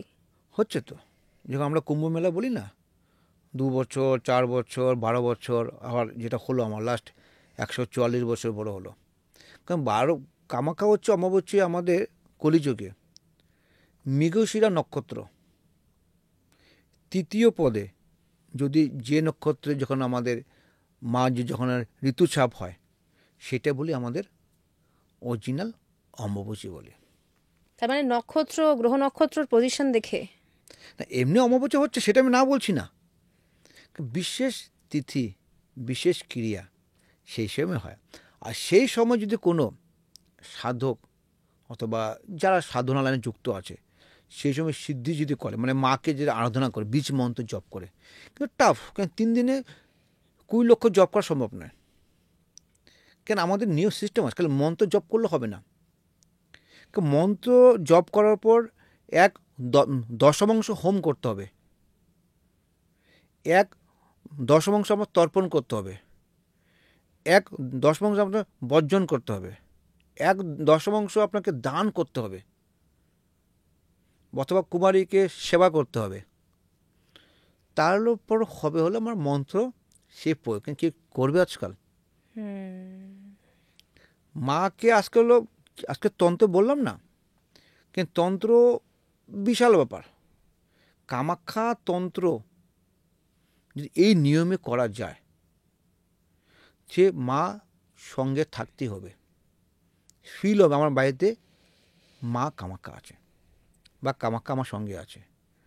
তখন যদি কোনো ক্রিয়া করা হয় বা গুরু আদেশে সে মন্ত্র প্রথম হচ্ছে গুরু মন্ত্র, পরে মা কামাখ্যা মন্ত্র, তারপর যা যা ক্রিয়া হয়, তো বশীকরণ হোক বা আমরা বগলামুখী হোক বা শত্রু দমনী হোক বা পড়াশোনার ক্ষেত্রে হোক, তখনকার সে মন্ত্রে কাজ হবে। ওই যে 1,08,000 বার জপ করে এই জেনারেশনে মন্ত্র সিদ্ধি লাভ করা যায় না, আর এত সহজ নয় সিদ্ধি লাভ করা। কেন বড় বড় সাধক কয়েক জন্ম নিয়েছে। হ্যাঁ, মানে এটাই কিন্তু অনেকে বলে যে মানে এক জন্মে সিদ্ধি সবার দ্বারা সম্ভব নয়। সম্ভব নেই, 10 মহবে সম্ভব। 10 মহকে দেখি তো বগলা মাছ সিদ্ধি করেছে, এই সে এত সম্ভব সিদ্ধি কি বাজারে কিনতে পাওয়া যায়? কিন্তু একটা জিনিস ভাবুন, মানে এই যে মাকে নিয়ে মানুষ ব্যবসা করছেন, মাকে নিয়ে মানুষ মিথ্যে বলছেন, তারা কি শাস্তি পাবেন না? পাচ্ছে তো। সামটাইম জন্য অল্প লোকে হ্যাপিনেস হয়। আমি দেখেছি অনেক তান্ত্রিক দেখেছি ওর মৃত্যু ওইভাবে হয়, প্রচুর কষ্ট পেয়ে মারা যাচ্ছে, ছেলে মেয়ে অবাধ্য হয়ে যাচ্ছে। আমি দেখেছি অনেক দিকে তান্ত্রিক দেখেছি, আমার কিছু লোক জানা পরিচয় তান্ত্রিক আছে, ওইভাবে মৃত্যু হয়েছে। কেন পাপ ছাড়বে না। কামাখ্যাতে দশমহাবিদ্যার সমস্ত দেবীদেরই কিন্তু মন্দির রয়েছে, আমরা যেতে পারি না বা আমরা খোঁজও পাই না সব সময়। আপনি কোন কোন মন্দিরগুলো যাওয়ার কথা বলবেন? তো কামাখ্যা হচ্ছে প্রথম যেটা আমি বলবো, প্রত্যেক মানে সতীপীঠে একটা আমাদের ভৈরব মন্দির থাকে, সেটা হলো উমানন্দ। কারণ প্রথম হচ্ছে যখন কামদেব যখন কামাখ্যা মন্দির বানায় তখন কিন্তু আমাদের উমানন্দ মন্দির তৈরি করে, যেটা ব্রহ্মপুত্রের মাঝখানে। মানে অ্যাকচুয়ালি মানে প্রত্যেক দেবীর কিন্তু একটা একটা ভৈরব রয়েছেন। ভৈরব হচ্ছে আমাদের বডিগার্ড। মাকে সহজ নয় মাকে দর্শন করা। কামাখ্যা গিয়ে সিদ্ধ করেছি, আগে ভৈরব আসবে। 64টা যোগিনী যেটা আমরা বলি, যদি কামাখ্যা মন্দির কিছু সাধনা না করতে পারে না, যদি 64 বার যদি কামাখ্যা মন্দির যদি পরিক্রম করতে পারে, সবচেয়ে পাওয়ারফুলি হয়। কিন্তু 64 বার 64টা যে যোগিনী আছে তাকে যদি ইমপ্রেস করা যায়, খুশি করা যায় বলে, মা এমনি আসবে। কিন্তু তার আগে মাকে মানিয়ে নেবে। কিন্তু বাট আমরা কিন্তু ডাইরেক্ট চলে যাচ্ছি মাকে। তার মানে উমানন্দ মন্দিরে আগে যেতে হবে, ওখানে ভৈরবের থেকে পারমিশন নিয়ে তারপর মায়ের কাছে। যদি কেউ যদি ভাবে কলাগাম যেতে পারে, খুব ভালো হয়। লোকে জানে না, পর খুব লোকাল ড্রাইভার প্রচুর, লোকাল ড্রাইভার সেও জানে না, যেতে পারে, খুব ভালো। তারপরে মা কামাখ্যা দর্শন বা ভৈরব মন্দির দুটি একসাথে, ভৈরবী কামাখ্যা দর্শন করে ভৈরবেও যাওয়া যায়, বা ভৈরব করে কামাখ্যা দর্শন করতে হবে, মানে যেতেই হবে, যেতে হবে। ভৈরবের কাছে না গেলে পুজো সম্পূর্ণ হবে না, হয় না। বশিষ্ঠ মন্দির আরও পাওয়ারফুলি আছে। কেন বশিষ্ঠ মন্দির যেটা হচ্ছে আমার মা কামাখ্যাকে যে মানে লিপ্ত থেকে যে বাঁচিয়েছে, বা সে যে সৃষ্টি করেছে কামাখ্যায় বলবো আমি। কামাখ্যা মন্দির তো পুরো লিপ্ত হয়ে গেছিলো। তো বশিষ্ঠ মন্দির খুব পাওয়ারফুলি মুনি, তার মনে আশ্রমে যেতে খুব ভালো, মানে আমরা অনেক শান্তি, অনেক কিছু সিদ্ধি লাভ করা যায়। সাধারণ মানুষ তারা ভাবেন যে কামাখ্যায় গিয়ে আমরা সাধনা করব, সাধনা মানে কিন্তু তন্ত্র চর্চা নয়, আমরা একটু মাকে স্মরণ করব, জপ করব। সেক্ষেত্রে কোন জায়গাটা ঠিকঠাক হবে কামাখ্যায়? মানে কোন মন্দিরটায় বসে বা কোন জায়গাটায় বসে যদি আমরা একটু শান্ত হয়ে সময় কাটাই, শান্তভাবে বসে একটু জপ করি, কোন জায়গাটা ঠিকঠাক হবে এর জন্য? দেখো, কামাখ্যা মন্দিরে জপ করা যেখানে বনে সিদ্ধ করা যায়, ঠিক আছে। মন্দির অনেক আছে, তা আমাদের ভুবনেশ্বরী যেটা বলি, ভুবনেশ্বর মন্দির দর্শন করা, জপ করা যায়। বগলামুখী যেটা বগলামুখীতে জপ করা যায়, কামাখ্যা মন্দির বগলা মা আছে, মা ছিন্নমস্তা আছে, সেখানে জপ করা যায়। কিন্তু এত লোকের মধ্যে জপ হয় না। জব থাকবে হলো কুল মাইন্ড। আমি ওই জন্যই জানতে চাইছি, মানে এমন কোনো জায়গা কি আছে ওই নীলাচল পাহাড়ে যেখানে বসে একটু শান্তিতে জব করা যাবে? না, কোথায় নেই। এত লোক, ডেলি কয়েক হাজার হাজার লোক আসছে, সব সময় একটা হচ্ছে। আরেকটা যেটা হচ্ছে, জব আমরা করি, কিন্তু কামাখ্যা মন্দির যেমন হচ্ছিল ব্রহ্ম মুহূর্তের জবটা সবচেয়ে মেন। কিন্তু কামাখ্যা মন্দির নিয়ম আছে, কিন্তু আবার একটার পরে কোনো হোম হয় না কিন্তু আবার। আচ্ছা, দুপুর 1টার পর মা যখন ভোগ যখন লেগে গেলো না, তো হোম হয় না কিন্তু। আবার হোম কখন শুরু হবে? আবার নেক্সট দিন সকালে। আচ্ছা, এই নিয়ে কিন্তু অনেকটা কিন্তু আমাদের ইসে হচ্ছে, মানে কী হয়, তান্ত্রিক যখন হোটেলে গিয়ে, আর কামাখ্যা মন্দির হোম করা বন্ধ করে দিয়েছে। এখন আমাদের তারাপীঠে যখন তান্ত্রিকরা হোম করে, এখন হবে না। মন্দিরে যেটা পূজার সিস্টেম আছে ওই সিস্টেমে হোম হবে। ওই শ্মশানে, কেন কামাখ্যাও তো শ্মশান আছে। কেন কামাখ্যা থেকে যেটা আমরা বগলামুখী নিচে যে বলি, কামাখ্যা হিস্ট্রি আর একটা মন্দির আছে বলছি, খুব আমাদের হলো ওটা কামাখ্যা মন্দির, বগলা মন্দির আছে, মা ছিন্নমস্তা মন্দির, ঠিক নিচের দিকে নামতে হবে। নিচে নামতে অনেকটা নিচে, মানে এটা ইসের রাস্তা, কোনো গাড়ি নয়, একটা হেঁটে অনেকটা নিচে নামতে হবে, বা 50% নামতে হবে। সেখানে একটা ওটা খুব ভালো জায়গা, এটাকে আমরা বলি তন্ত্র জায়গার জন্য বলি আমরা। ওখানে মেন সাধনা ওখানে মেন করি আমাদের।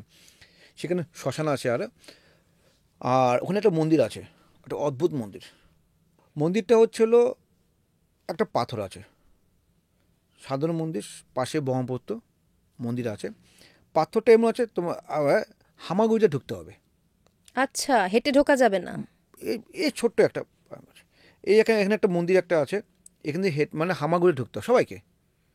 ঢুকে ওখানে শিব মন্দির আছে, শিব মন্দির ওখানে বেটে আবার মানে কষ্ট করে বেরোতে হবে। তারপর ওইখান থেকে বলে বেরিয়ে একটা আবার ঢুকতে হবে, গণেশ মন্দির আছে। এখানে একটা অদ্ভুত ঘটনা, একটা এখানে তো তিনকোণিয়া যে ত্রিভুজ টাইপ একটা পাথরের টাইপ আকৃতি আছে, মানে 3টা পাথর একসাথে আছে। অদ্ভুত ব্যাপার, যদি কেউ ভাবে আমি জবরদস্তি বেরোবো, বেরোতে পারবে না। ন্যাচারাল বলছি, এত মোটা লোক হোক বা পাতলা লোক হোক, ম্যাক্সিমাম লোক ভাববে আমি এত মোটা, আমি বেরোতে পারবো না, লোক ঠিক বেরিয়ে যাবে। এটা হলো ঠিক ছিন্নমস্তা মা মন্দির পিছনে নামতে হবে। নাম কি মন্দিরটার? কোটিলিঙ্গ বলে। কোটিলিঙ্গ মন্দির। কোটিলিঙ্গ মন্দির মানে হচ্ছে শিব মন্দির। তো হামাগুড়ি ঢুকতে হবে, বেরোতে হবে। আর এমন একটা রাস্তা যে বললাম, মোটামুটি হার্ডলি 1.5 ফুট বা 2 ফুট হবে। মোটা লোক ভাবে আমি কীভাবে বেরোবো, সেখানে লোকে বলে, আমরা যেটা লোকাল ভাষা বলি, পাপ পুণ্য সেখানে বলা যায়।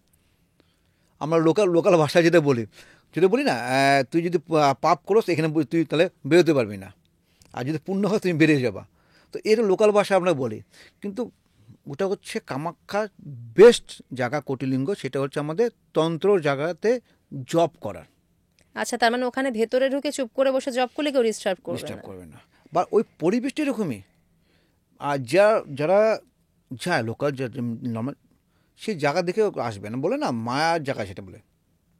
সামনে যে ভিউটা, ব্রহ্মপুত্র ভিউ, চারিদিকে জঙ্গল, একদম শান্ত পরিবেশ, সামনে শ্মশান আর কোটিলিঙ্গ মন্দির, দুর্দান্ত কম্বিনেশন, একদম মানে সবচেয়ে বেশ সাধনা জায়গা।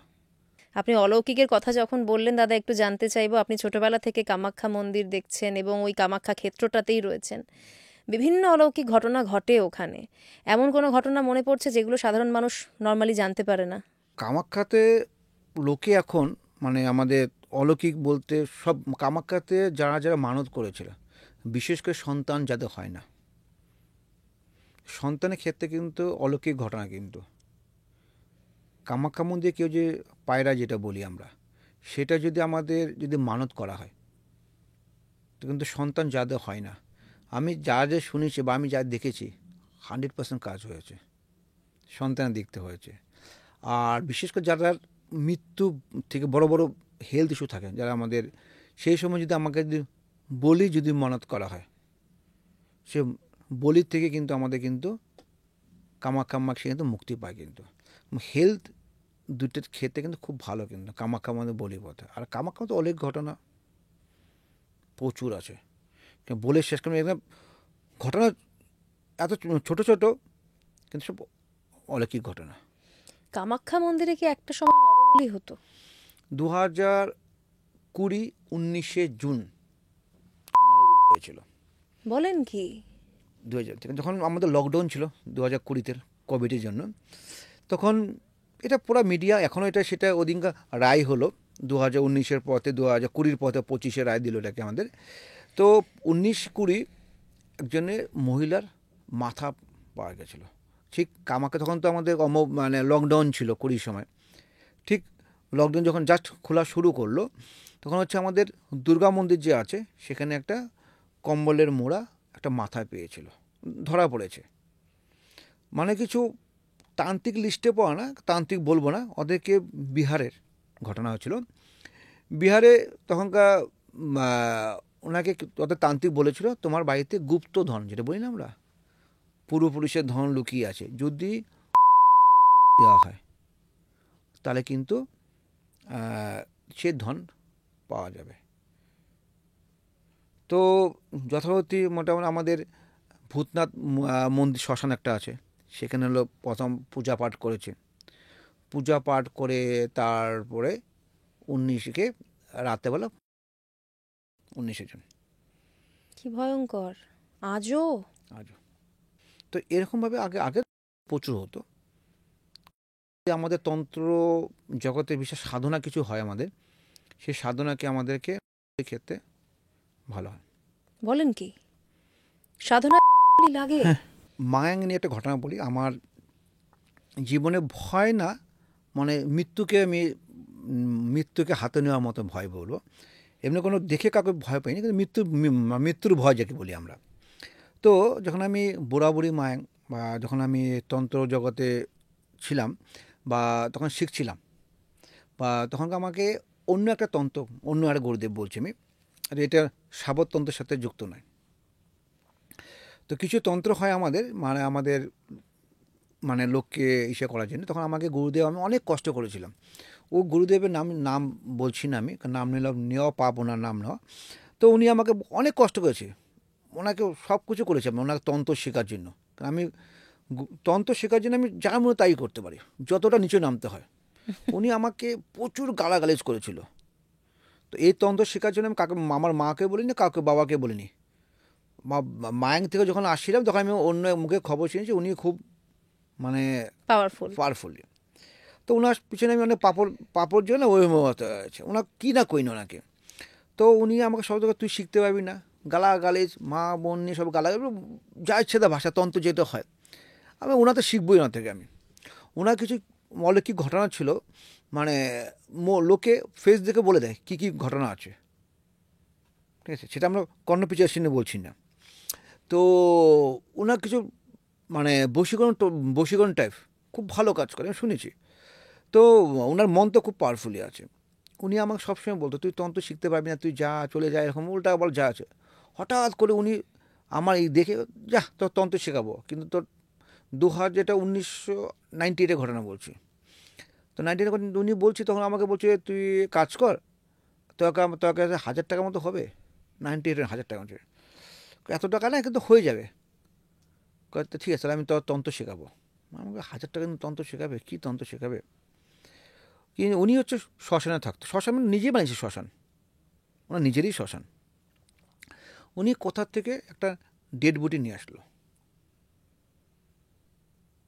ঠিক আছে, ডেড বডি নিয়ে আসলো। ওটা ওনার সাথে আরও দুজন ওনার শিষ্য ছিল, চেলা বলবো আমরা। তো আমি ওনার আশ্রমে গেলাম, তো থাকতে হবে আজকে।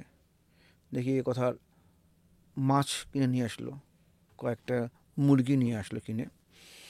দেখি মানে ডেড বডিটাকে জ্বলানো শুরু করলো। ঠিক 50% পুরা যখন হলো, ওটাকে নিভিয়ে দিল। ঠিক ওই আসনের সামনে ডেড বডি রেখে ওনার পূজা শুরু হলো। ওই অর্ধ জ্বালানো শুরু হলো তখন রাত 3টা 3:30 মতো হবে। পূজা শেষ হলো। তো শেষ হওয়ার পর বললো, উনি দেখে ওনার কিন্তু মাংসগুলো শুরু করলো খাওয়া ডেড বডি থেকে। অদ্ভুত ধরনের পেলাম, মুরগি ছিল, এটা মুরগি খেয়ে নিল গুরুদেব যে ছিল, কাঁচা। কাঁচা গোটা মুরগি খেয়ে দিল, ঠিক আছে। মাছ ছিল, মাছটা খেয়ে দিল। তারপর ছিল খাওয়া শুরু, 3জন যে ছিল 3জন ডেড বডি খাওয়া শুরু করলো। লাস্টে যখন কী হলো, মাথা ঘিলুটা যাচ্ছে না, ওটা জিভে খাচ্ছে না, রক্ত মানে হয় না, ওখানে তো যে কেউ থাকবে অজ্ঞান হয়ে যাওয়ার মতন অবস্থা হবে। সাধারণত এরকম হয় না। তখন আমি আজকে শেষ আমি। তখন উনি কী করলো, পূজার শেষ,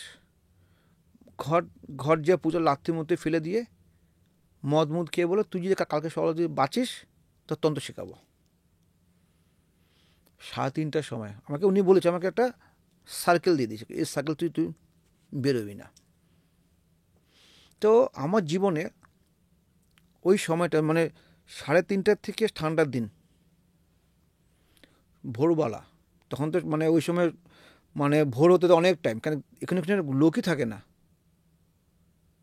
বলছে তুই এই সার্কেলে তুই বাইরে বেরোবি না, বেরোলে তুই শেষ হয়ে যাবি। ওই আমার অদ্ভুত কথা, এই যে আমাকে ডাকা বের করার জন্য, কাকে দেখিনি। আমার মা চলে আসছে, বাবা চলে আসছে ডাকা, যে চল বাড়ি যাবি। আমি দেখছি আমাকে ভগবানের রূপ নিয়ে আসছে আমাকে বের করার জন্য। জীবনে এই একটা বিশাল বড় ভয় পেয়েছিলাম। তারপর উনি আমাকে পরদিন থেকে তন্ত্র শেখালো আমাকে। কিন্তু ভয়ঙ্কর অভিজ্ঞতা। তো তন্ত্র শিখতে গিয়ে অনেক কষ্ট করেছি, কারণ আজকাল হচ্ছে লোকেল বলে রেডিমেড তন্ত্র, 6 মাসের কোর্স তন্ত্র। আবার ঘুরে আবার চলে আসলাম, এইসব বলে তন্ত্র বলে। না না, সত্যি মানে ভয়ঙ্কর, মানে শুনেও ভয় লেগে গেল। এইসব মায়াঙ্গে ঘটনা বলছি, কিন্তু মায়াঙ্গে বলছি কিন্তু। আর এখন মায়াঙ্গ আছে কিন্তু, বাট খুঁজে বের করা মুশকিল। অনেক ভালো লাগলো দাদা, অনেক কিছু জানতে পারলাম আপনার কাছ থেকে, কিন্তু অনেক গল্প জানা, অনেক কাহিনী, অনেক ঘটনা জানা বাকি থেকে গেল। আবারও আমরা একসঙ্গে বসবো। তবে আজকে আমাদের পডকাস্ট এখানেই শেষ করতে হবে। অনেক জয় মা ধন্যবাদ। কামাখ্যা। জয় মা কামাখ্যা।